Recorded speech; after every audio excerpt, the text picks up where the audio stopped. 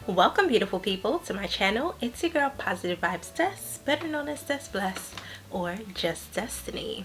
And I wanted to welcome you guys back or to another Motivational Mondays. And today I wanted to get on here and talk to you guys and try to keep you encouraged and motivating about not letting your past define you. So I wanted to pose this question to you guys. Do you ever stop and think about where your thoughts, your beliefs, your habits, and your behaviors, where do they actually come from? And why do you do the things that you do? For most people, that might be no, right? Sometimes we do things innately, again, out of habit, is because it's what we've been doing for so long, or this is just how we operate.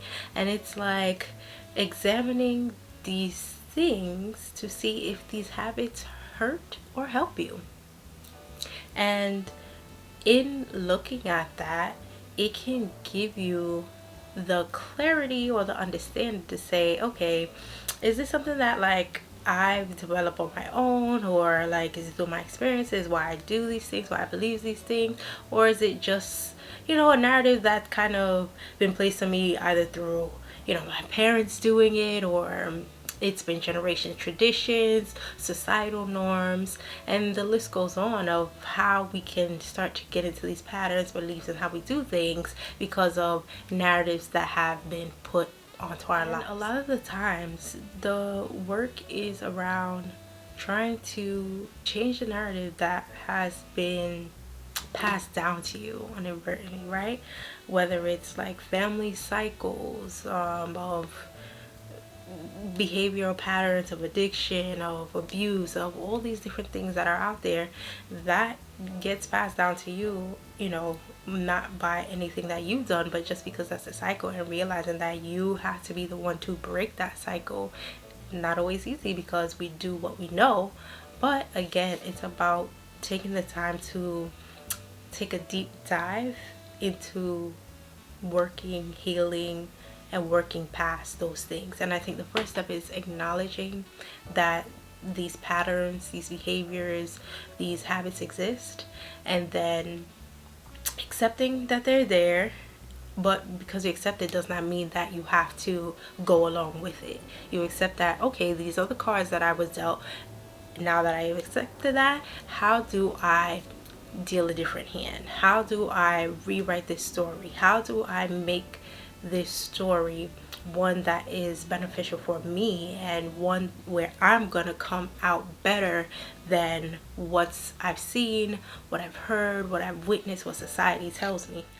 And though you had those past experiences that may not have been pleasant, they may not have been positive past experience, it's about doing the work to let that experience go in a way that it no longer keeps you stuck, and holding on to it just enough so you realize or accept that it's there, it happened, but you're not bringing it into the present. In thinking about how we want to change our perspective in those experiences which we had, can help push us to come to a different realization, a different understanding of, okay, that situation was hard, that situation was uncomfortable, but how can I find the silver lining? How can I find the good thing about it and rewrite that narrative, right?